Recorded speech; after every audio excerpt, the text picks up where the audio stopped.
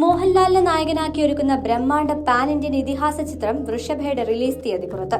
November 6-നാണ് ചിത്രം ആഗോള റിലീസായി എത്തുക. പ്രശസ്ത കന്നഡ സംവിധായകൻ നന്ദകിഷോർ രചനയും സംവിധാനവും നിർവഹിച്ച ചിത്രം കണക്ട് മീഡിയയും ബാലാജി ടെലിഫിലിംസും അഭിഷേക് എസ് വ്യാസ് സ്റ്റുഡിയോയും ചേർന്നാണ് അവതരിപ്പിക്കുന്നത്.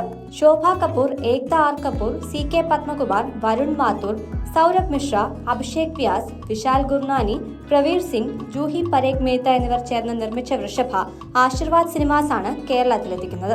പഴയകാല യോദ്ധാവിന്റെ ലുക്കിലും പുതിയ കാലത്തെ എക്സിക്യൂട്ടീവ് ലുക്കിലും ഇരട്ട ഗെറ്റപ്പിൽ മോഹൻലാലിനെ അവതരിപ്പിക്കുന്ന ഒരു പോസ്റ്റർ പുറത്തുവിട്ടുകൊണ്ടാണ് ചിത്രത്തിന്റെ റിലീസ് തീയതി പ്രഖ്യാപിച്ചത്.